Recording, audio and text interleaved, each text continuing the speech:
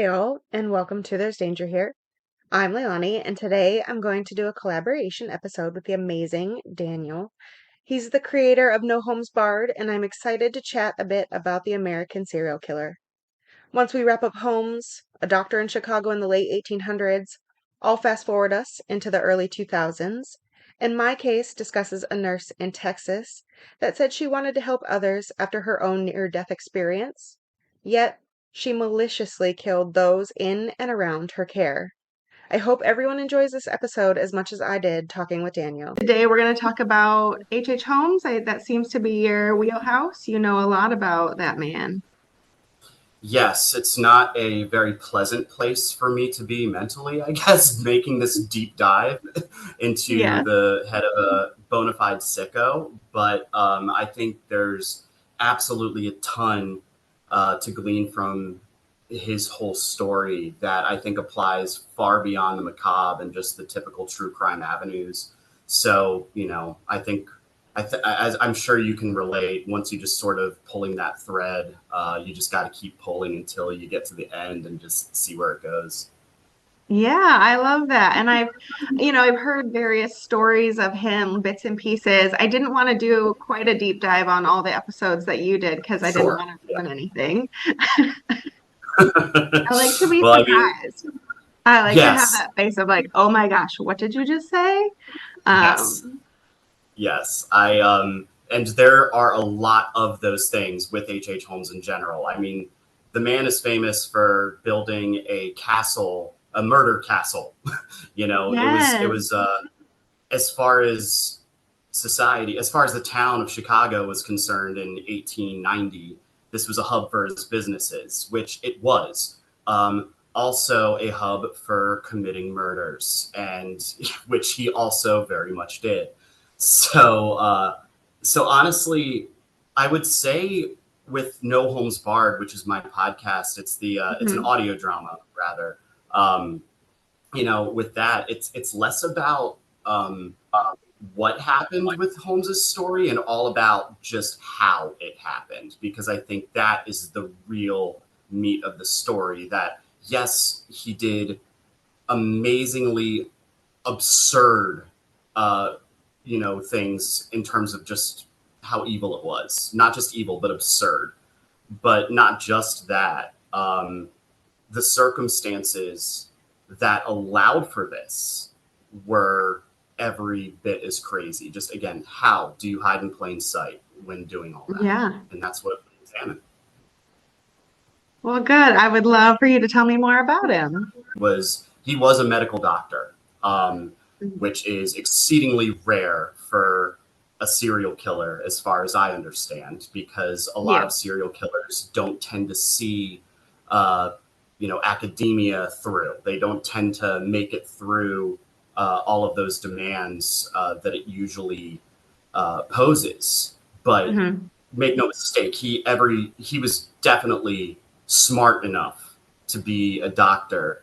He just wasn't. He apparently was not as smart as the other doctors, for sure, because he was bottom of his class, just completely exploitative, just thrived on using whatever information that he absorbed for evil.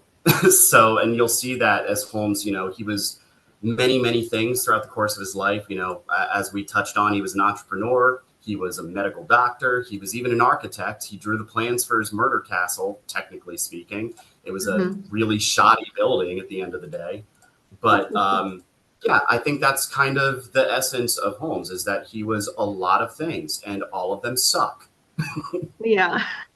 Sucked at all of them. Just also, Yeah. you add grave robber, polygamist, pathological liar, all Hmm. all the above, murderer. Was the grave robbing part of the medical portion or just his own gains? Because I know kind of back in that day, I feel like a lot of medical doctors or those going to school for medical ended up either partaking in grave robbing or were kind of on the end of it where they would take bodies from grave robbers in order to do autopsies and such.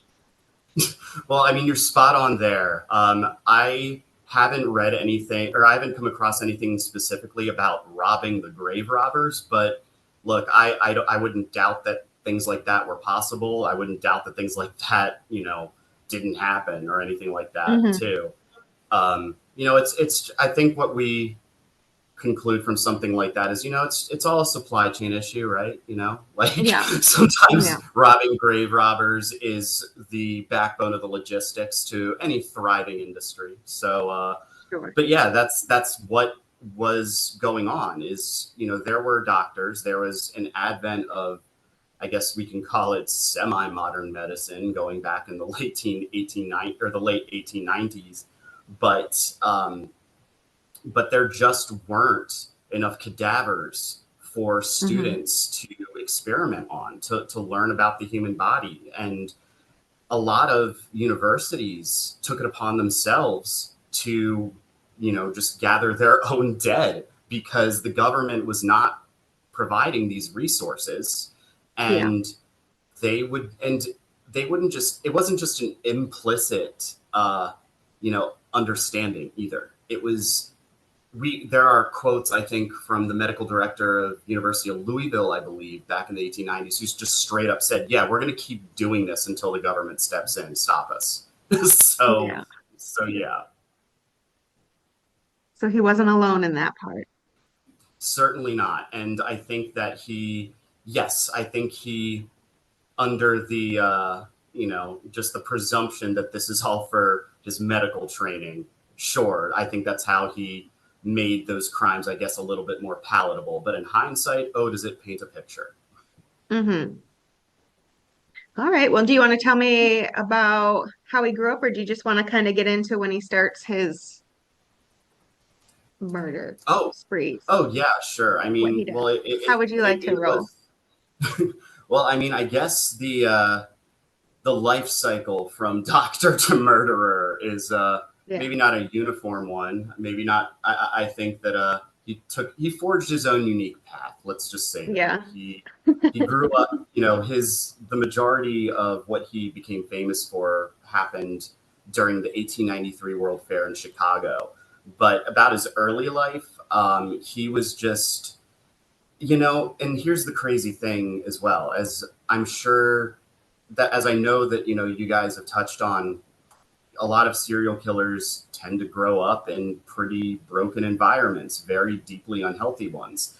And I'm not saying that Holmes didn't per se, but from what I understand, at least when you grade on the curve of what constitutes normal for 1890s America, or Hmm. 1880s America, I should say, Holmes, generally speaking, had a pretty typical childhood. He didn't have parents who were unavailable or unsupportive, is my understanding.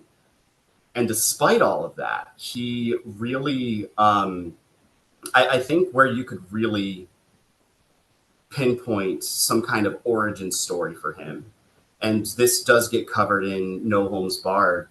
When he actually, one of his biggest fears as a young child was the doctor's office. And Yeah. specifically about that was the cadavers, or sorry, rather the human skeletons, and these would be real, and they would be on display in a lot of these doctor's offices. And that is what terrified a young H.H. Holmes. Um, his friend, a bunch of older neighborhood kids got wind of this fear. And what they did is they locked him in a room with a skeleton just for, I don't remember the exact amount of time, but it was then that Holmes even said himself, and I'm just going to put this out there as a quick aside, judge what he says with a grain of salt. This is just, because the man was a pathological liar. And Sure. but as far as this account goes, he had spent time just one on one with this skeleton. And it was there where he became really fascinated with, all of the ways that the human body worked. He was just identifying these bones and trying to attribute a purpose for each one. This is where at least he attributes, the beginning of his sort of morbid curiosity. And as we later found out, that was never held in check, you know, Yeah. not whatsoever. And by the time he was a teenager, and by the time he was a young medical student, he was doing extremely questionable things in his own home. There have been very, very unsettling discoveries by his landlord, for example, in literally his bedroom, and no one put a stop to it right then and there. Yeah. When you talked about the locking him up in like with a skeleton, that reminded me of Fear Factor. I don't know if you remember that Yeah, show, but how they used to I take do. your extreme fear and be like, all right, well, that's what we're doing. That's what I picture. Like, oh, you have a fear of skeletons? Here you are. You have to be right next to one Uh, now. It's a you heck know, of a way to I get over think fear. I would take that over the food challenges. Yeah. Just those I remember traumatizing me as a kid. You know, just like also just grew up a picky eater. Where I mean, I've since grown out of that, thankfully, but I just remember thinking how screwed I would be if I was on the show and forced to do something like this, or else, you Yeah. know, lose the competition. Yes. So other than the being scared into enjoying skeletons, how did he get into medicine? Hmm. Well, I I understand. So, from what I understand with Holmes, is that the morbid fascination was just kind of always there for him. I think he saw medicine as a means to continue feeding that curiosity, or I don't even think you can call it a curiosity, it would be an obsession, which Mhm. it quickly turned into. There, the unfortunate thing about Holmes is that there is just so much noise with his story, with him being billed as America's first serial killer, which was not just unusual for the time, it's highly unusual in hindsight, especially with his methods and just the means he went to accomplish whatever he did. So, unfortunately, that also brought the advent of a lot of yellow journalism in America, just sensationalized stories that are about Holmes that sound real, you know, because of all of the atrocities he really did commit. But Holmes was also a pathological liar. So when you kind of combine all of these things going on and journalists just sort of running with stories that they could never verify, you do get a lot of noise. And an area where there is a lot of that noise is his pre-Chicago history. Mhm. So you do have stories about him. You know, he was a teacher at one point before he went to Chicago, which is just so comforting that he was around children so much. So just great. But there were accounts of him bringing a severed human foot to school one time, and that but there's also as far as I understand, I don't think there's a ton of veracity to that, but that's kind of the point, is when you have this guy who just builds a fake hub for businesses and instead just gasses and burns his victims and, sells their skeletons off to medical science. What is off the table at this point? Mhm. I know he has a murder house that's pretty famous. Can you kind of walk me up to the point that he creates this thing? So when he came to Chicago, he actually lived with with a couple, these two elderly pharmacy owners, and unfortunately, the husband, or the man of the couple, he was diagnosed, I believe, with a terminal cancer, and he ultimately did pass away. But I don't think he was very involved with much of what Holmes was doing when he was living with them. Obviously, Holmes was opportunistic here. He got to be around medicine. He got to establish trust by asserting his usefulness to a family that was, or rather, a couple that was in a lot of stress because of this illness. and they had a business to run. Holmes demonstrated his ability there, and he ultimately was bequested this pharmacy that they had, suspiciously, but unverifiably, crucially, this couple didn't live too long after they accepted Holmes into their life. One being terminally ill, there's definitely plausible deniability there. And for the elderly woman, just having having not much time left as well, that can at least give Holmes, some plausible deniability there. But I would say make up your, just come to your own conclusions about that, unfortunately, because that's all we can really do at this point. Mm-hmm. So yeah, and he used that pharmacy ultimately to amass money to build his famed murder castle, just right across the street, I believe. I could be wrong about that, but it was at least very nearby. And mm-hmm. It just kind of kept expanding and growing from there. And Holmes, he ingratiated himself with the community too. He just had, on paper, all of his exploits just sound suspicious, but he had this way of making people feel like they were the only person in the room when he was talking to them. He was extremely charismatic and extremely manipulative.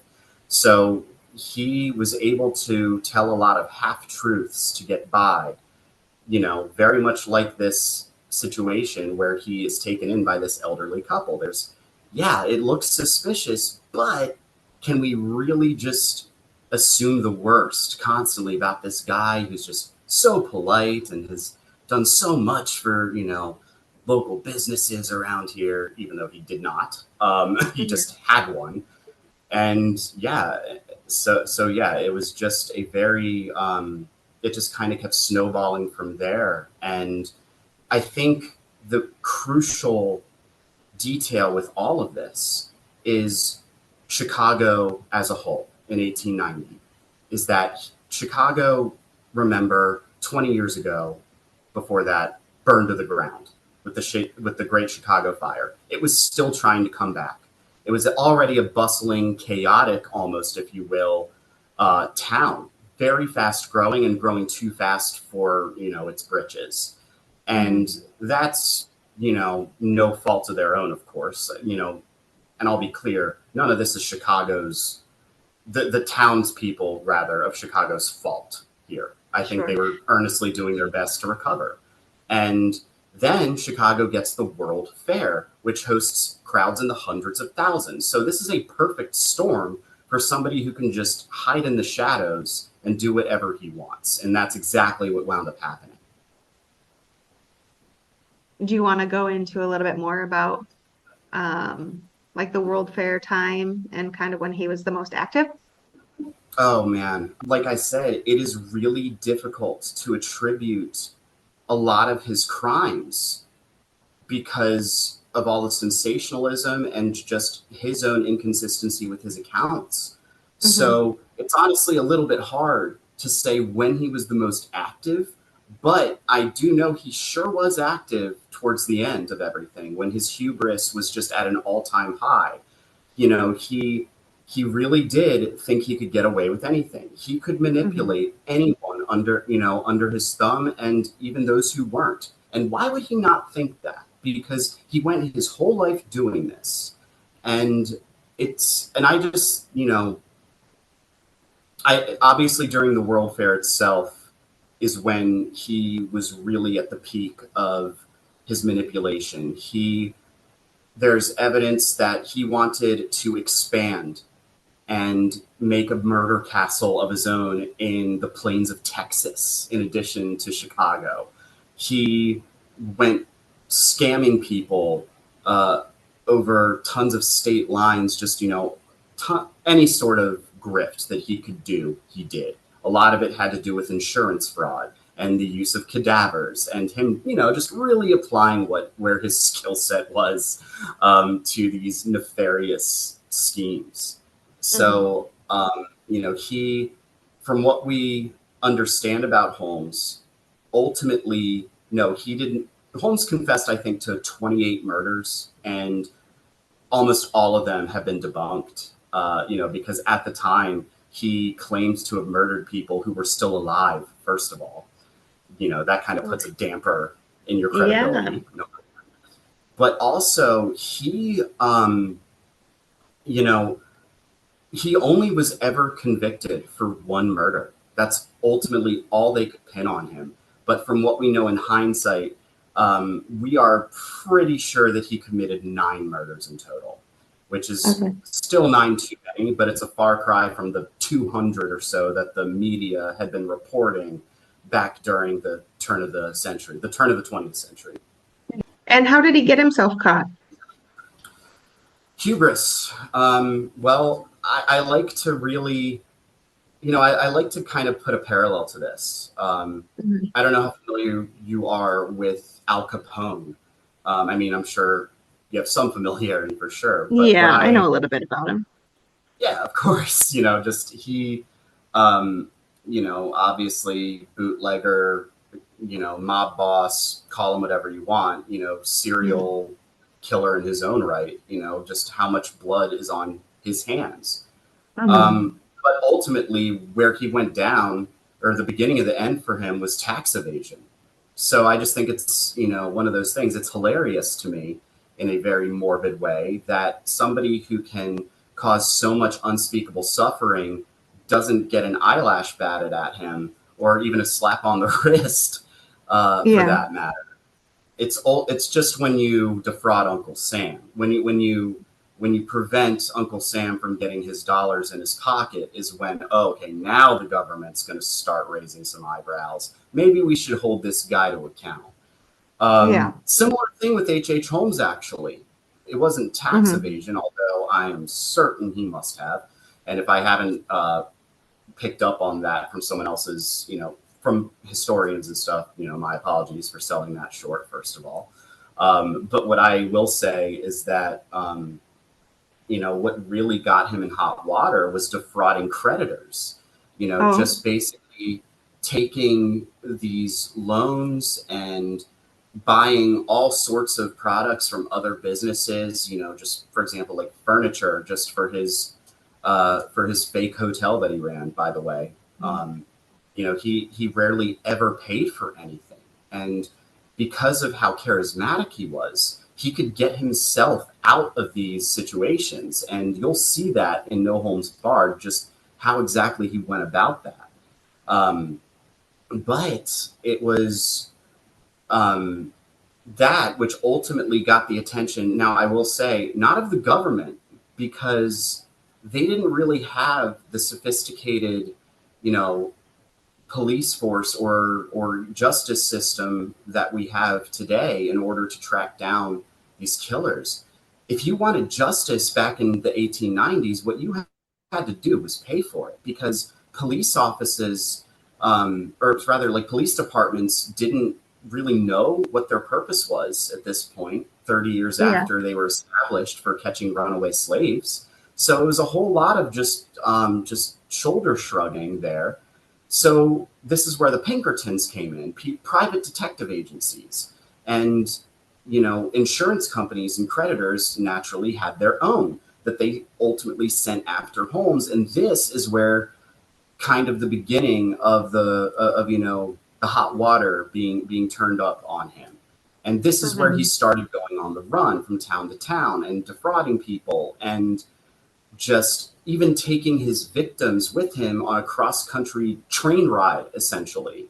So it was that, and then some very, very shrewd detective work by a man named Frank Geyer, who did a lot of deep digging into Holmes. And ultimately what he did was he was able to go on a goose chase throughout America, just following his trail from hotel to hotel, and the only reason he knew to do this is because he recognized the aliases that Holmes used to sign into the book. So if Holmes just got a little more creative, or maybe used a new alias that he hadn't before, we wouldn't know who he is today. Yeah. You said that we know of 9 people for sure that he Yes, is murdered. most Do you likely. want Yeah, I mean, I would be absolutely shocked if these accounts were inaccurate. Excuse me. to? Okay. What did he get sentenced for? He was ultimately convicted of murdering his associate, his longtime right hand man named Benjamin Peitzel. And this was the only charge that he ever faced. Or I'm sorry, this is the only, that's what he was convicted of. But I believe, as far as the trial goes, like that was all that they were trying to convict him of as well. This was a man who has a long history with Holmes, and basically what ultimately did him in. And I don't want to give too much away about this, but um, he and Benjamin Peitzel had a plan where Holmes wanted to do the insurance fraud scheme that he's conducted so many times, of where somebody with a very hefty insurance policy their cadaver rather is presented, but it's a corpse of someone else, and Holmes would use that and leverage that to collect on the behalf of the person with the policy. He was going to do that with Ben Peitzel and his family. He got Peitzel's family involved in this, where so that included his wife, and even the 5 kids that Ben Peitzel had were involved in this scam. And what the pretense was they were going to fake Benjamin Peitzel's death. They were going to have his wife identify, quote unquote, I guess your listeners can't see I'm making air quotes. She was going to identify the body, right? She was going to identify the body, and Ben Peitzel, of course, had a huge insurance policy. And after they collect the money, H.H. Holmes was going to move them out west where they could live happily ever after, rich as can be. But of course, instead of just digging up a cadaver for this, Holmes just murders Ben Peitzel. He's like, this is just easier to do.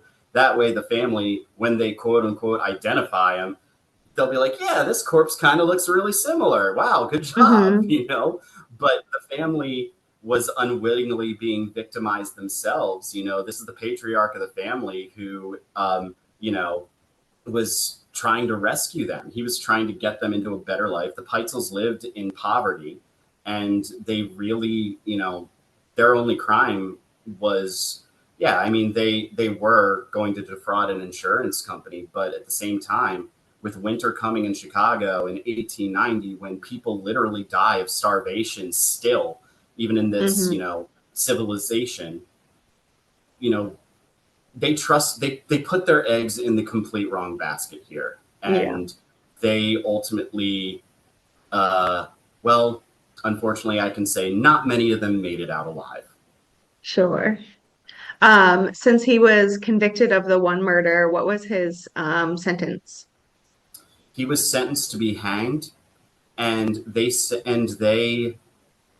did this the day of the verdict. So they really didn't waste any time trying to do no that. appeals for him.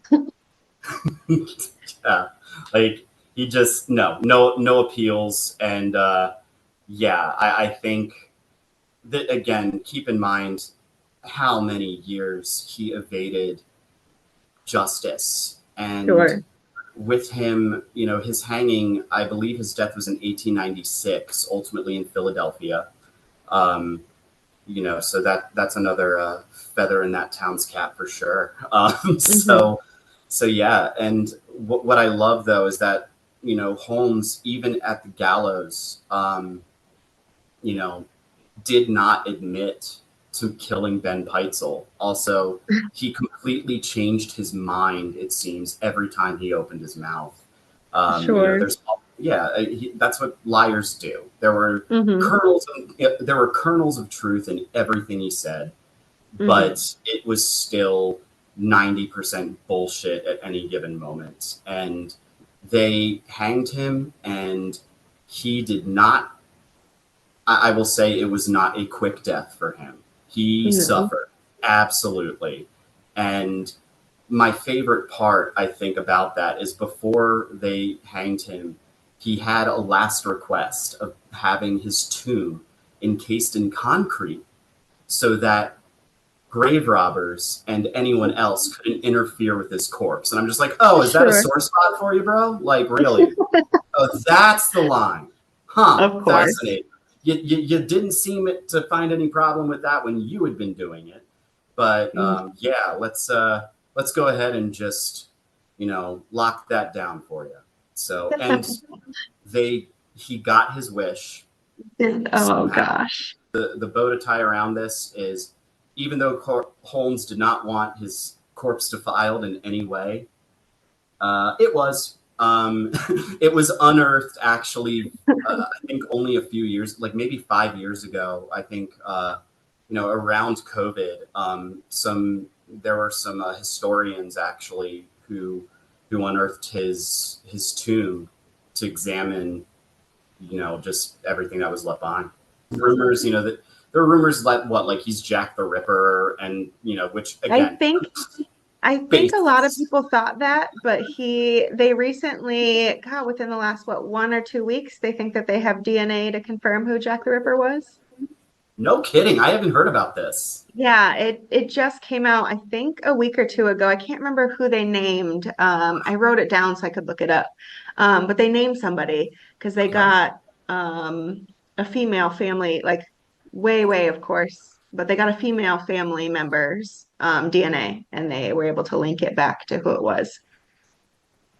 And they It think, just came okay, in the so news. Yeah, wow, okay, so this is basically 23andMe coming yeah, in. yeah, Yeah, okay. So they had yeah. DNA of some, okay, so it's familial DNA. Mm-hmm. Oh wow, okay. Yeah. That So is it wasn't just, H.H. Holmes. I know so many people thought that it was him because he was fit the profile. He was there during the time, but it wasn't him. do you know, but what really, I mean, there during the time, I'd have to get back to you on. But what I do know the genesis was for all of this was, it really just came back to travel records where a man with Hmm. the last name of Holmes Holmes. had Yeah. put his, had signed into this ship, and it's just Hmm. like, what really? Did nobody else have the last name of Holmes in? Like, you guys are really stretching here just to Hmm. connect the name Holmes on a boat to being the most prolific, mysterious, murderer, Yeah. and at the time. Ugh, Hmm. Yeah. just Well, thank amazing. you for telling me all about him. I know that he's very notorious. I always think it's interesting to hear about people like that. Yeah, it's just, and I will say that, like, for anyone who's here, I know there's a morbid fascination with his crimes, and don't get me wrong, um, No Holmes Barred absolutely delves into them, but there Hmm. is also a societal aspect that's covered here too. There is. There's just all sorts of information. There's a storyline of, the World Fair's planners, the whole separate storyline about them and what they're going through, because I truly believe that Holmes's story is inextricable from that of Chicago's during the time. You have to understand why this happened in order to appreciate, what happened and how he was Hmm. brought to justice. So, just it was a very uniquely American story. I think that the thing that is really fascinating about this, I don't know, I'm sure you've heard similar sentiments of this, but you know how they say, you're just as likely to encounter a psychopath in the boardroom as you are in a prison. Well, that's not just a saying. There's been studies on this. The one I love was University of San Diego School of Business did this actually, like I think 2021, where they Mhm. discovered that 12% of corporate senior leaders display a range of psychopathic traits. And when you compare that to what the population of psychopathic traits in a prison is 15%. It's Mhm. basically, it's very comparable. And Yeah. 1% of the general population exhibits these traits. So you are 12 times more likely to experience that in a boardroom as you would a prison cell, or I'm sorry, as you would Mhm. walking down the street. And I think Yeah. that's actually the point of a lot of this is that, yes, Holmes was a brutal murderer. He was also brutal from a hyper unchecked capitalistic standpoint too.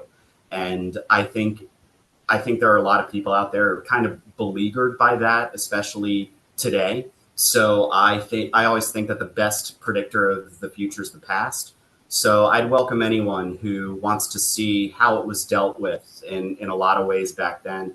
There are things you can learn from it, Hmm. and that's I think where I'll leave it. Oh, good. Well, I appreciate it. That was a lot of fun. I brought in, I think we talked about a little bit, Kimberly Saenz. She is a nurse. I know you brought in the doctor. I bring in the nurse. I am a nurse. So I just thought it was kind of apropos to bring this in. And the reason I also brought it in is about a week before, we were talking about how this particular kind of nurse. I had seen a documentary and they said that, had become a killer. And I said, how would they know? Because what she does is pretty hard on the body. So there's a lot of people that are very sick that she deals with. So you'll get a sense as we start to talk about it, but I don't want to just give you all the answers right away. No, I'm really fascinated by this case for sure. Yeah, I was Especially too. just yeah, like not just the story that you're about to get into, but just how it was handled. I think by the you know what, forget I said it. Please just We'll go. get into it. So Kimberly Saenz was born Kimberly Clark Fowler on November 3rd, 1973, to parents William Kent Fowler, or Kent, and Benjamin Francis, or Benny, in Lufkin, Texas. 3 years later, Kimberly became a big sister to William, who went by Cody. Everybody has nicknames in this story. Yes, they do. Uh, and they shared a birthday. Kent worked to support the family at Rush Truck Center while Benny went to work at the local Walmart. They sound like a pretty average family, nothing crazy that sticks out. There's no signs of abuse or anything that I can see in her childhood. Kimberly herself was an average student in all aspects during her school years. Several people within her cohort reported that Kimberly was overly quiet and small, kind of with an acne problem that didn't quite fit in with everybody else. During her sophomore year, she began dating senior Chris Hopper. On July 26th, 1991, just before starting her senior year, Kimberly gave birth to Jacob Hopper and married Chris. They stayed together for 6 years, but divorced in October of 1997, after which time Kimberly worked for the Fleetwood Transportation Services in DeBold, Texas, about 10 miles away from Lufkin, so she didn't really leave the hometown. Mm. On September 9th, 1999, Kimberly was hospitalized with pneumonia. Bad enough she was sent to Methodist Hospital in Houston, and Kimberly reports that it was her near-death experience that pushed her into embracing Christianity. And shortly after, she met Mark Saenz, who went by Kevin. Again, Kevin had a laundry list of arrests under his belt by the time he met Kimberly, including theft, possession of more than 5 but less than 50 grams of marijuana, and multiple traffic violations. One in Arizona that led to a warrant when he was a failure to appear in October of 1999. But still, she knew all this, and regardless, the two married on June 10th, 2000. Kimberly gave birth to their daughter, Madison Grace, on December of the same year. And then in August of 2002 is when Kimberly began her nursing program at Angela Community College. She graduated in December of 2004 as a licensed vocational nurse. So in that area of the country, they call them LVNs. Most of the rest of the country, it's LPN, which is just licensed practical nurse. They have the Mhm. same responsibilities, but just in case anybody gets confused by that terminology, because it's very localized to like Hmm. California and a couple of the southern states. I didn't realize Uh, that. Interesting. yeah, yeah. I hadn't heard of it until I came out here and somebody in California was like, "Oh, I'm an LVN." And I was like, "What? What is that?" Turns out it's the same thing as an LPN. Yes. She immediately went to work for Memorial Hospital in Lufkin, but left 5 months later. At the time, it's unknown under what circumstances she left, but Memorial Hospital indicated they would not hire her back. That's pretty common with hospitals. They don't always give a reason why employees are fired. They'll just let them go.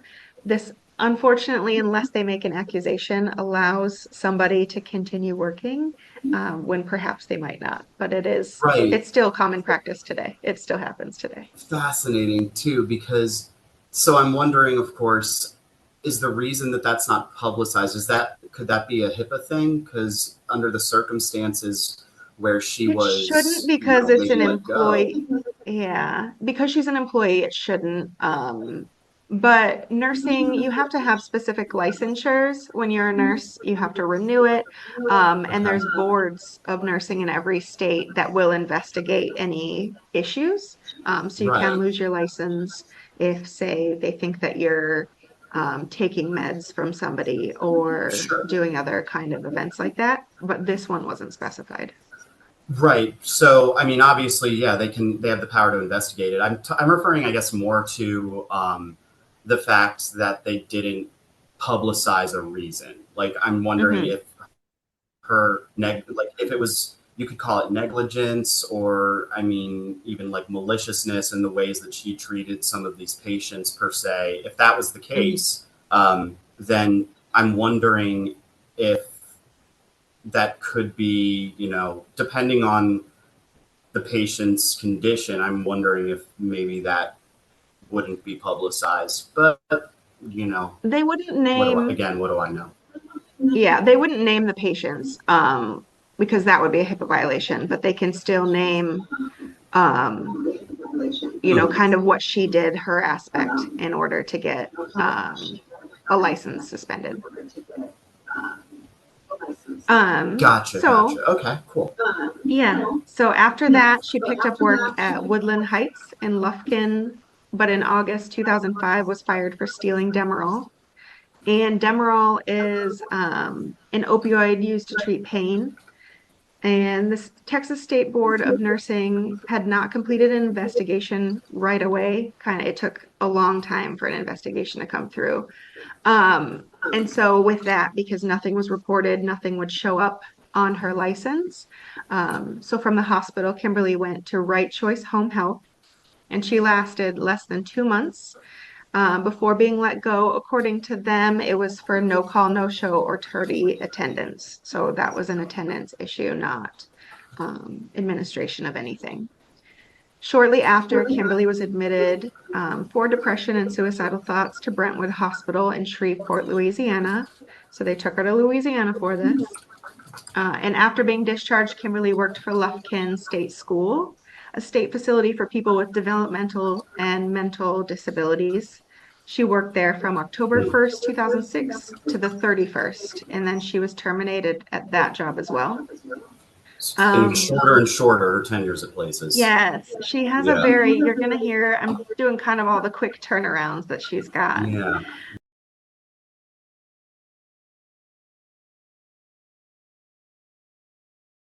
Despite all of this, and time has passed, like since, you know, for example, just working, like what's the timeline, do you know, of her working in the hospital after graduating? Okay, so she graduated in 2004, Mhm. gets her first job, I guess, shortly after. 2000, yeah, December of 2004. She Wow. graduated in August, so it was right away. Right. And so now we're at where she works for, a state facility for patients with mental disabilities, and Hmm. lasts less than a month. And what Hmm. year is this? 2006 is where we're in. And Texas State Board of Nursing still hasn't begun their investigation, or at least hasn't No. concluded it. Hmm. Wow. But I Wow, will that's say a lot of new nurses do bounce around from jobs. That's not super surprising because these are different specialties. Mhm. So maybe she got there and was like, oh, this is not for me. That's pretty common. Right. We even see it in the hospital where nurses will bounce into different departments and they're like, you know, especially like oncology. They're like, I thought I could handle it. I can't. So then they Yeah. try like cardiology and they're like, I like this, or maybe it's still not my niche. Mhm. So really the fact that she has kind of this history, I don't think is that surprising in the healthcare world. Like, I don't think it's a red flag that everybody thinks it would be. You're like, oh, she probably just was like, still not my thing. Yeah, it's just another way of kind of, there's plausible deniability there. It's how Hmm. you can hide in Hmm. plain sight. These are, I mean, obviously there are weird, like weirdly short tenures, but not suspiciously short tenures, Yeah. especially just Hmm. under the circumstances. Okay, that makes sense. That's interesting now. Yeah. And so on November 27th, 2006, she started at the Children's Clinic of Lufkin, and Kimberly Oh, made it to great. May of 2007 before being let go. The clinic reprimanded her on March 20th for missing 8 days of work as a no-call, no-show. And Jeez. she applied for unemployment after this last firing was denied. Also pretty common. Nurses, because they can find jobs very easily, often we don't apply for unemployment. Mm. Like, no, there's Yeah, openings everywhere. Just there's try. nurses in demand, all sorts of Yes, departments. Yeah, you're absolutely. correct. It's actually I'm just harkening back to just a personal experience of mine, honestly. I actually my stepfather was a nurse, but he had 35 years of just in the ER. Oh, no. So like he did not bounce around. Granted, Hmm. very different time. Not even just in like, I think a lot of the things that a lot of, boomers experience too is just, there's just a layer of job security that they had back then that isn't here now. And there was, kind of this presumption that staying with a company and demonstrating that loyalty and demonstrating that value will lead to being rewarded. And Hmm. that happened instead of, just job hopping like, people today kind of have with the work. Yeah. So yeah, he did not jump around, I guess is what I'm saying. So it's just interesting to me to hear this, kind of Uh-huh. having been the norm Uh-huh. for at least the past 20 years or so. I was a travel nurse for a long time, so all I did was Mhm. jump around, but so I get it. I get both Yeah. sides. June 7th, 2007, Kevin and Kimberly split after police were called out for a domestic violence incident in which Kimberly was arrested. She was the aggressor. Oh, And then wow. in August of that year, Kimberly was hired at DaVita Lufkin Dialysis Center, and that is going to be kind of where the rest of this takes place. And like I said, So, dialysis patients, the reason I thought that this case was interesting is dialysis is very hard on the body. I know I've seen a documentary. I think all of the nurses made fun of it on the floor that was like a doctor saying that it was super easy. I'm like, this is hard. We take out your blood, wash it, and give it back. But the body doesn't like fluid shifts. It doesn't like, all of a sudden having a potassium that's really high and then we're dropping it really low, things like that. It's a lot on the body. And these people are already medically fragile. Usually, I mean, dialysis is because your kidneys aren't working. They can't function adequately. They can't filter things out. Um, and so the dialysis is what filters everything out in place of a kidney, essentially. And it takes hours. It's not something that's quick. Most dialysis are like 3 hours or more. And so I thought that this was interesting because I was like, I thought it would be really hard to tell if something was happening at a dialysis center because they are so medically fragile. But I guess a lot of people don't see it that way. Well, medically fragile also just means that there are a lot. I mean, again, please correct me if I'm wrong. The last thing I want to do is peddle any more medical disinform or misinformation.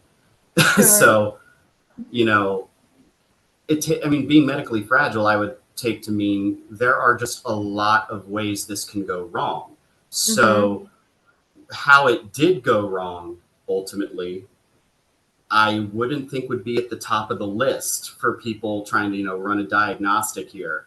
Mm-hmm. So, so Yeah. that's just kind of the horrifying thing. Like, even if there's a magnifying glass on the situation, you can Mm. still just kind of fall through the Yeah. cracks. And so I tend to be pretty blunt about things. But when talking with coworkers, we actually talked about, I would never be a dialysis nurse. I said, Right. as a young nurse, all of my patients that were dialysis patients, Mm-hmm. their condition would inevitably worsen to the point Mm-hmm. where maybe they couldn't recover at dialysis or right after. Every single one of mine for Mm-hmm. 2 years solid. And so I was like, I Mm-hmm. could never, not a dialysis nurse. And so I just think it's funny here that they're like, oh, I don't know how this happened. Like all of my patients, that's where it happened. So it just surprises me Oh, the difference in the way people look at things. absolutely. And like, I mean, what you're describing too, I mean, sounds like you're a hospice nurse without anyone ready for acceptance or closure in any way. So just like, I mean, what Not do you necessarily. okay. Yeah, because I mean, it's hard because you end up I feel like being a little more isolated because you have to have dialysis. Most people are at least twice a week. So it's Mhm. hard to, vacation, do things like that, sure. Right. There is a little bit of quality of life that kind of goes down in that respect, but there are some, younger people that are on it because either congenital issues, things like that, kidneys just aren't there. It can also be temporary in some cases where maybe you're waiting on a transplant and they do the dialysis to get your body through it until we can find you one. So, um, Mhm. in later in life, yeah, we kind of get to that point where, Right. okay, quality versus quantity. But Right. it doesn't always start that way. So when you say the condition can worsen, it doesn't mean that it's necessarily the end of the road. Not always. I mean, we can do a lot to fix it, but Good. not always. Okay. Thank you for helping me understand that. Yeah. Yeah, I know. I know. I try not to be too gruesome about it, but if anybody knows nurse humor, we're very dark and we're very blunt about things. So I'm like, I Oh forget my not God. everybody is that way. Right. But So I try just to soften the blows. yeah, but you know what? I feel like more and more people are sort of opening their minds to gallows humor lately. Yeah, So yeah, I mean, it's just I think we've all probably been in that situation before on some level where if you can't laugh, or if you can't laugh, you just cry. So yeah. yeah, you gotta All just right, admire the surreal aspects sometimes. sure. All right. So on April 1st, 2008, 77-year-old Clara Strange was hooked up to a dialysis machine at 11:34 after having her her weight and vitals taken, which is pretty standard, by a patient care technician or PCT as they call them. This was Werlin Guillory. And Werlin went on a break and they passed off their patient to Clara, another coworker. Coming back 30 minutes later, and Clara was clinically dead when Werlin returned. Hmm. So the machine had been changed from 400 to 300 cc's a minute, which was under the doctor's prescribed amount of like blood return. So it wasn't coming back the way that it should. Werlin called for help and asked Kimberly what was happening, but they reported that she didn't care to even reply. She just sort of walked away from the mess. So they brought out a crash cart, and unfortunately, Clara was not revived. Not even Hmm. 5 minutes later, 68-year-old Thelma Metcalf, her blood pressure dropped and she became unresponsive. So this is the second one Oh of my the day. goodness. The crash cart hadn't even been put away before being needed again. And this time, Kimberly was handed an ambu bag, but another PCT named Corey Smith said that while they were doing compressions, you stop and do the ambu bag, and every time she did it, there was no rise in the chest. And so Hmm. Corey attempted to correct Kimberly, but ended up taking over ventilating the patient. Once again, however, they were unsuccessful in revival. Her blood flow rate on the machine had also been dropped from 300 to 200. So both of them were dropped about 100 cc's a minute. Since the two events Goodness. happened so quickly, DaVita officials brought in independent investigators and monitors and immediately instituted a new policy that in the event of a cardiac issue, all the blood tubing was collected with the patient's name and stored in the freezer in a biohazard bag. I'm sure that 2 patients in such a short time is pretty uncommon, but it's not super uncommon that they have issues, dialysis. So with that being said, like, I mean, is the yeah, I mean, obviously it's alarming when 2 patients are, so quickly have similar Mm-hmm. circumstances that leading to death. Obviously you Yeah. have to be cognizant of that, but like, is the faultiness of the machines necessarily so common? No. And we're going to talk Yeah. about they checked everything. They checked the Wow. tubing, they checked the machines, they checked to make sure that it wasn't something like that. Oh goodness. Wow. That's just wild. Yeah. Mhm. So according to the book Killer Nurse, this DaVita location had a history of having issues during inspection starting in 2003, but had started to correct them and they were better by 2008. In 2007, just so that we kind of get a gist of everything, 27 patients died. And then from December 2007 to April 28th, 19 patients died. Mm. So again, like I said, hard on the body. This is a process that we're pulling fluids and the body has to adjust. But for the investigation, they looked at into first the water purification system and then the reuse dialyzers or filters. Then they check the medicine. So they're given heparin so that their blood doesn't clot as it's moved in and out. And even then the policies and procedures, but nothing showed where there would be like a greater than average number of cardiac events. So there was no reason that they could find. One of the employees, I think at this time, even joked that, well, if it's not the equipment, it's, got to be somebody here. Right? Imagine that. I Like know if it's a they bunch of they knew nurses it without being knowing it. clear on the scientific. Yeah, nurses knowing the scientific method. Imagine that. So Yeah. just. So on April 16th, 2008, Garland Kelly Jr. was hooked up to a machine at 5:30 by PCT Sharon Derman. At 7:30, some of the other staff again went off the floor and Sharon covered the other PCT. And at 7:35 said she turned away from Garland to assist another patient when his alarm went off on the dialysis machine and she turned back to see Kimberly trying to reset it. Garland was Mm. unresponsive, so Sharon clamped his lines and started CPR. One of the registered nurses, Sharon Smith, came over and reportedly saw a strange looking blood clot and in the tubing itself, and the facility thought it may be due to the reuse dialyzers. As such, the facility completely cut those out just to make sure it Mm. wasn't those. His blood lines were bagged as part of this new policy that they put in place, along with the syringe that was still attached to the top of the line that Kimberly had used and placed in storage. Garland was sent to the hospital and was in a coma for 4 months, and he passed away on August 15th. The same day, in April, another lady, Garciela Castaneda, went unresponsive at 8, and just before passing out, she saw Kimberly doing something to her lines. Staff administered epinephrine, and she survived. Her Mm. LDH was 219 2 days before, and upon arrival, it was 2150, and an LDH can indicate cell death. Um, Mm. and one of the reasons for cell death is due to bleach intoxication. So they didn't know this at the Detox. time, but this will become part of the case. Inject bleach into your bloodstream, please. No, no.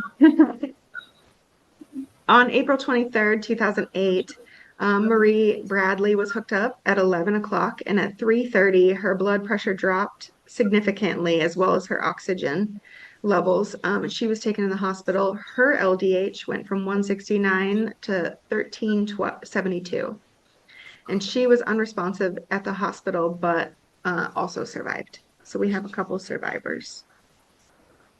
The third patient, Deborah Oates, watched these first two ladies get rushed away, and Kimberly administered medication at 9:13, and within the hour, her blood pressure also started to drop. Her dialysis access began to bleed uncontrollably.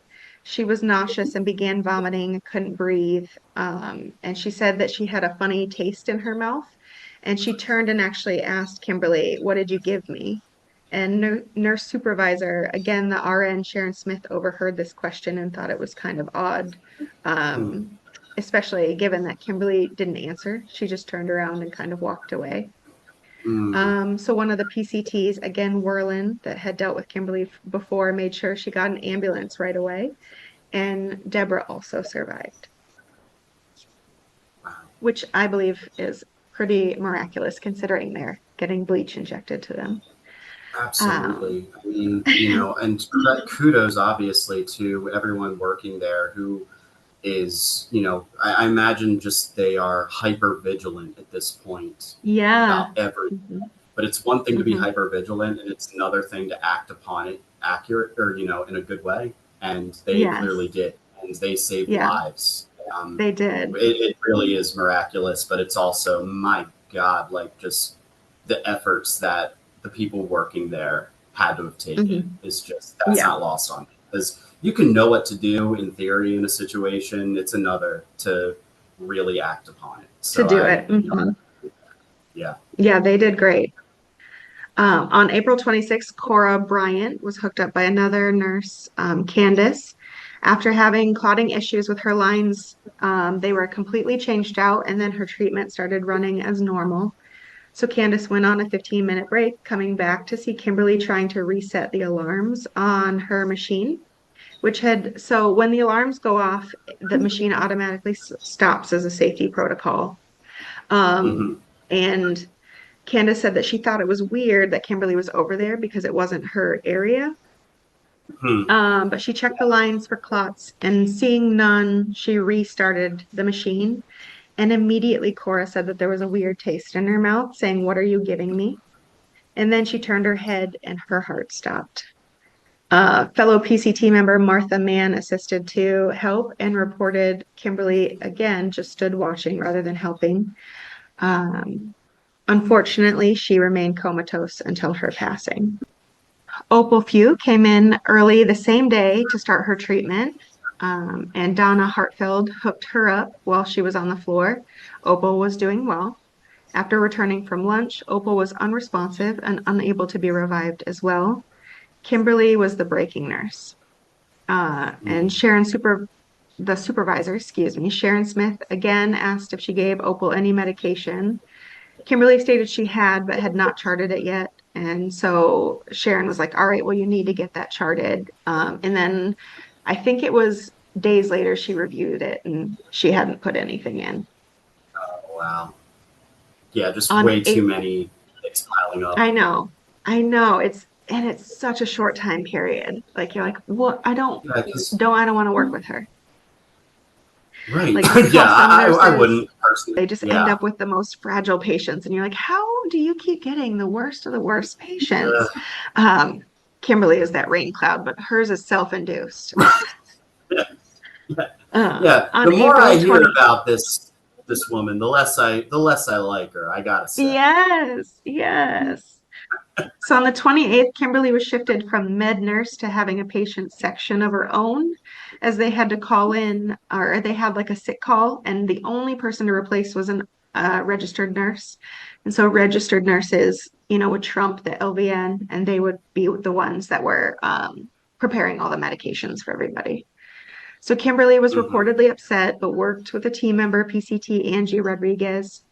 Angie got the station ready, including setting up 2 bleach buckets, one with a 1 to 1,000 ratio and one with a 1 to 10 ratio for cleaning equipment or blood. And you place them on top of one of the machines because they're not allowed to touch the floor. It's a contamination thing. In the healthcare world, we all get it. We're like, oh, hits the floor, it's dirty, you can't use it. Angie hooked up Carolyn, yeah, Carolyn Reisinger, and then Marva Roan. At 8 a.m., she took a break, having Kimberly cover her. And at the time, Kimberly's 2 patients were Lurleen Hamilton and Linda Hall. And they watched as Kimberly placed one of the bleach buckets on the ground, then drew 4 syringes from it.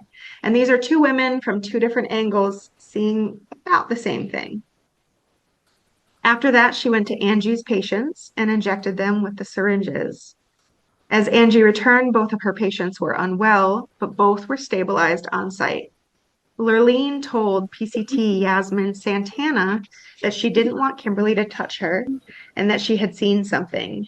Linda stated, quote, "Lord, I did too," end quote, which I loved that quote. I had to put it in. Wow. Yeah, they both said that while it was happening, they were watching it and it was like surreal. They're like, I can't be seeing this. I'm not seeing this. Like there's a little bit of like, no, right Yeah. away. Because this is a nurse. They wouldn't do this. But you got to And so then it process happens and they're like, oh no. This is why the element of surprise is so, I guess, underrated, because it's Yes. not just that people aren't expecting it. They don't know how to react to that necessarily because it's so jarring. And Yeah. I actually do have a question to that experience real quick. So are you saying I know the patients witnessed Kimberly draw bleach into a syringe and pick the bleach up off the floor? Four syringes, 4 separate ones. 4 separate ones. Did they witness her injecting it into? So they witnessed Into her the injecting patients. They saw it. Yeah. And it's not like they can jump up and stop them because they're, Right. I mean, they're hooked up to this big machine. So they're just like, and I guess it was one right after the other. She walked to one patient, injected, and then walked directly to the second one. And neither of those were her patients. They were both the other PCT's patients that she was watching. Goodness. So of course, I mean, they called one of the other PCTs over, relayed the situation. They both shared the story of seeing her inject bleach into the lines. And then they were cognizant enough, or they were paying attention to her. So they even told them like which sharps containers in the building she dropped those syringes into. Like these women watched and were like, no, they put the bleach syringe right there. Wow. And so after telling Yasmin this, the PCT, I'm sure she had no idea what to do. So she went to the director, Amy Clinton, and Amy took Kimberly to the side and asked, because again, what world do you think you're going to encounter this kind of an accusation? And so she said, did you put the bleach on the floor? Kimberly said she did.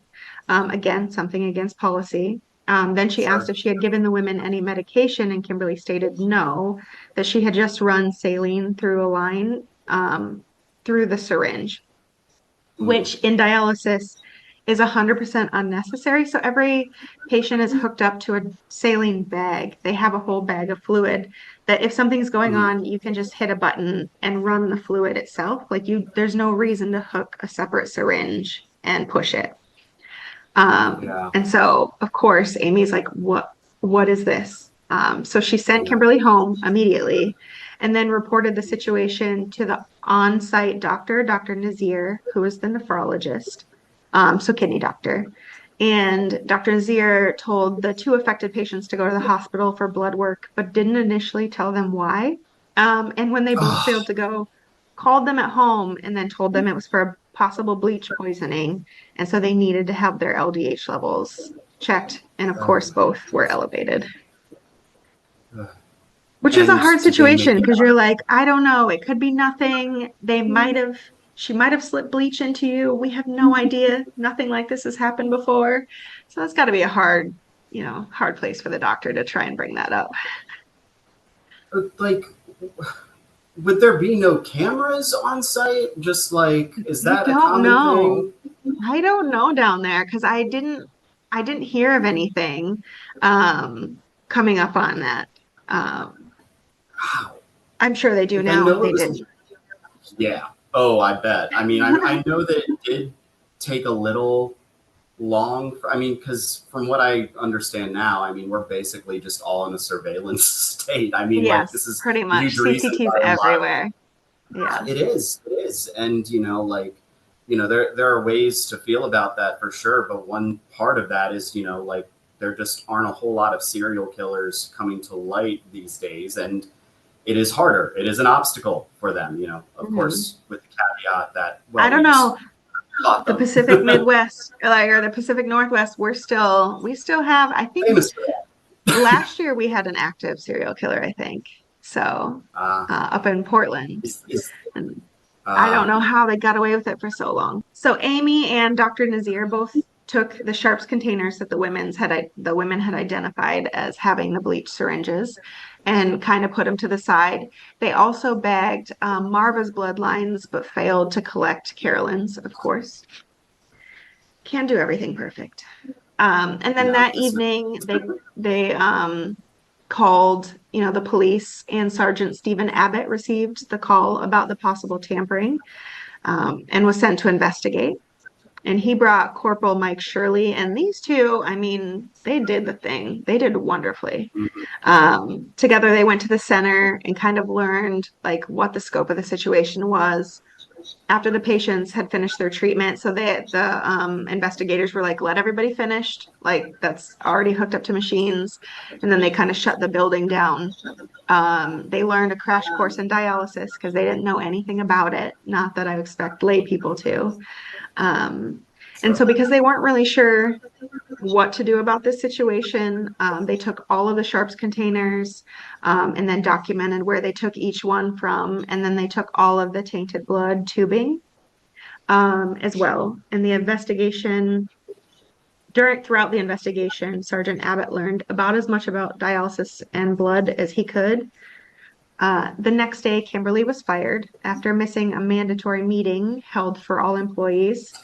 The same day, Abbott and Shirley found Kimberly at home, and she agreed to go to the station, though she went back in the house for something, um, which detectives later said that that was probably a mistake. But she said mm, that she had to get rides set up for her children. So she did. She went to the interview, and it started okay. But shortly after, Kimberly started rambling, and investigators think that she had taken something at the home. And you mm, can literally watch the video where she makes sense at first, and then it just starts rambling, and she just goes off. And they end up having to stop the interview at about 50 minutes because they couldn't get anything coherent out of her, wow. which is crazy. Ugh. Around 8:30 p.m., police officer Baker was then called back to their residence where he found Kimberly banging on the door and was issued a criminal trespass warning and arrested for public intoxication. And she got to spend the night at jail. We're all Not, clamoring to find information at that point. Just I anything to know. hold her. Yeah. I'm like, you are not doing yourself any favors at this point. No. So Kevin, remember this is the estranged husband, went to investigators to tell him he was worried about Kimberly and her browsing history. After his limited assistance, police were able to get a search warrant based on what he said, of hers and her parents' computers were seized, revealing that some searches included, quote, can bleach be detected in dialysis lines, end quote, as well as, quote, dialysis patients' symptoms of bleach poisoning, end quote. So it doesn't Yeah, take I a mean, genius to see. no. The only way would be maybe obfuscating that search with equally, uh, specific queries about about Mhm. dialysis machines. Just like, what it, what if I cut this line, or how to cut this and be undetected, or something like Yeah, that. I don't know. sure. Yeah. Well, I'm just learning about my craft, right? Just no, I don't think that's gonna fly. No. On May The 6th, Kevin practicality received is a what best. temporary restraining order against Kimberly. And then, in addition, on May 14th, she finally had her LVN license suspended from that 2005 incident at That's what Woodland it Heights takes. involving the theft of Demerol. So I really feel like her arrest and then this investigation pushed the, Department of Texas to be like, oh, we should Right. actually investigate that other one that's been sitting there for a few Right. years. Oh my God. Uh, Oh man. Sergeant Abbott went to Clyde Harrington, the DA, for assistance on the case. At this point, and Harrington brought in a couple different people. He brought in Chris Tatores and Lane Thompson. Jim Hershey and Bill Horton were also investigators at the Texas Attorney General's office. And Joe Riker, a special agent with the U.S. Office of Inspector General. And they all came together to sort of help provide assistance on this investigation. It sounds like at first they didn't know, where to send the blood, that they could prove that there's bleach in it. So there's a lot of these guys getting together and figuring out where they could go. And I think part of it, they had to send it to like specialty labs, but they wanted to make sure that they wouldn't, um, use up all the samples or whatnot, so they could still have it in case they needed it sent somewhere else. But Right. it was a pretty good investigation they did. I'm so impressed by this, honestly, just all around, not just the investigation, but just the witness it, because how important was that witness testimony of her filling the, just the syringes with bleach? Because Hmm. obviously, if you test for bleach, yeah, then you can clearly diagnose what's going on, but it's also like, why would you think bleach would be the issue here? Like Hmm. you got to think of it from like okay, what does bleach do to the blood specifically? Could this be caused by any number of other things? Which the answer, I'm Hmm. sure, again, not a medical professional, but I'm sure the answer is yes. There's going to be a Yes. lot of convoluted information out there because of the Hmm. context of it all. It's Yeah. not like you just test for bleach and be like, arrest her, day's over. Yeah. And the investigators, like I said, when they really did put in a ton of work for this. They Yeah. also realized that they were dealing with two women that, again, medically fragile, are up there in age, and they actually got both of their testimony recorded. I guess there are some like, stipulations that they're allowed to record it. Uh, to be used in trial in the event of their passing. So they still had it. And it worked out. One of the women did actually pass away before the trial. And so Mm. they needed it. And so that he had Texas the is, forethought to do that was pretty amazing.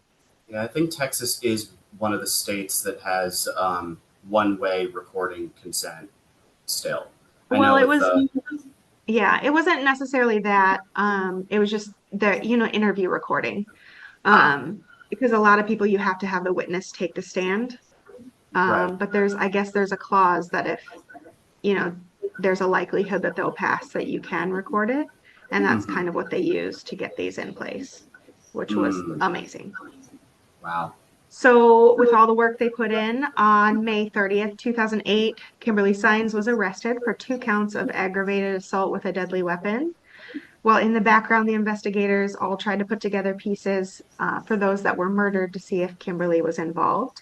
They sent out the bloodlines. Again, their lab didn't have the resources. The syringes were also tested, and one 3C syringe labeled with Opal's name on it came back positive for bleach, and she was one of the victims. Yeah. Oh, Kimberly was bonded out by her family, and on March of 2009, just so you know, she worked at a local dermatology clinic. This time Whee! only as a receptionist, but couldn't get away from the Okay. medical field, I guess. When you have a On calling, I guess. I, I guess. On April 1st, a grand jury session is held, and Kimberly Saenz is indicted on capital murder charges of 5 patients. Mm. And then in July of 2009, DA Harrington told um, the lawyer that Kimberly's family appointed, Ryan Deaton, that they were going to seek the death penalty. And Mhm. Deaton was not certified as a state death penalty specialist. And so they brought in Stephen Christopher Taylor. I didn't know that you had to be certified as a Hmm. death penalty lawyer, like a specialist. Bail was set again at the $50,000 by Judge Ryan, and 10% had to be paid out. Harrington said he didn't oppose her being on bail, but she got to be out for 4 years before the trial would occur, which That's excessive. terrifying. The date of April 5th, 2010 was set for jury selection. It was later moved to September 9th. In August, the defense requested another continuance, saying they needed more time to properly prepare for expert witnesses, and for some reason the judge granted it, even though we're already 4 years in. Mm. The new date was set for March 5th, 2012. Mhm. So January 23rd, 2012, jury selection began. And then on March 5th, the actual trial began. And Deaton attempted to tell the judge that he hadn't had time to adequately prepare for opening statements before the jurors Wow. even filed in, for which he was reprimanded. And he sounds like he's a lawyer that just got on the judge's nerves through this entire trial, like Well, kicking the can down the constantly. road will do that. Yeah, they're like, oh, Trying you've to, had time. You've had yeah, time. you're undermining the authority of the court. I don't think the people presiding are going to be thrilled about that, especially Right. when this person has a history of violence Yeah. on her record. So day one, other than opening statements, they had witnesses and testify along with day two. And then day three, they brought in the survivors, and the whole day was them telling their stories of what happened. By March 19th, it was time for the prosecution to rest and allow defense to begin. And Deaton sounds like he was pretty arrogant again this whole time. Multiple times the judge had to bring him up front to speak to him about it. In one instance specifically, Harrington stood to object, leading the witness. And when that was sustained, the court says that he didn't even sit down. He just waited for the next question. And as soon as it was asked, he objected to that too. He was like, I just know that you're going to continue doing it. Mm. On March 28th, both prosecution and defense finally rested. And it wasn't until after Harrington spent 30 minutes in closing, reminding the jury that witnesses had corroborated evidence. How Kimberly treated herself unprompted during interviews, stated she never looked at bleach poisoning. While in other interviews, she acknowledged using a 10 cc syringe to draw out bleach. Then she showed pictures of the victims, or he showed pictures, excuse me, while giving their names one more time. And Ryan Deaton spent 2 hours in his closing, claiming that Kimberly was a scapegoat, that witnesses were told what to say, not that they were just given instructions to tell the truth. And after drawing on, Harrington was allowed his rebuttal. And sources say he sprang up out of his seat so fast that it surprised the entire court. Like he just was pissed. He Yeah. berated Deaton for his falsifications, for misrepresenting and vilifying witnesses. And in the end, with tears like running down his face, he said, quote, "Why do mothers scold their babies? You don't need to know what evil is to recognize it," end quote, which I thought Damn. was a pretty good quote. Mic drop. Yes. After Mm. this, it was up to the jury to decide, and they deliberated for approximately a day and a half. And Foreman Wow. Larry reported they had finally come to a unanimous verdict. I'm surprised it took that long. That is Um, curious. well, you'll see. So, on the charges, on count one, aggravated assault with a deadly weapon for Marva Rones, guilty. Um, Count four for Marie Bradley, guilty. Count five for Deborah Oates, guilty. However, count two and count three, aggravated assault with a deadly weapon for Carolyn Reisinger and Graciela Castaneda, were not guilties. Mm. Count six was the big one. That's their capital murder count, and that was found guilty.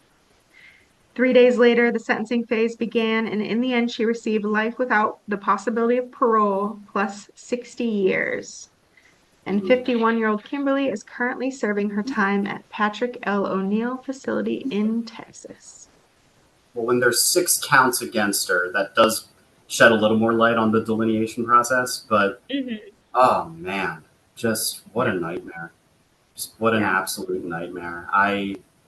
I know that this woman, obviously, like I said, she had a history of violence. That she was in the domestic dispute alone. I find it just kind of really jarring because it's not to say that you can't make the connection between a violent person and a murderer. Mhm. It's just to say that I don't know what the domestic violence charges specifics are, but like, there are a lot of situations where, in those cases where people just kind of lo- lose it, I guess, just kind of Yeah. heat of passion. It's not to say it's justifiable. Of course it's not. Hmm. It's just to say that this is behavior that is a little more, you know, just kind of shows that she doesn't have as much control over herself, I would say.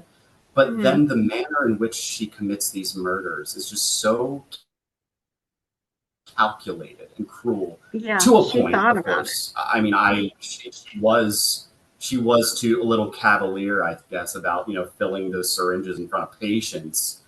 Hmm. So Yeah. yeah, but And even so, I, like, it just the profile's weird. yeah, and I think the not guilty, the two, because there was two not guilties. Carolyn was one of the women that when I talked about, they forgot to pull the blood tubing for her.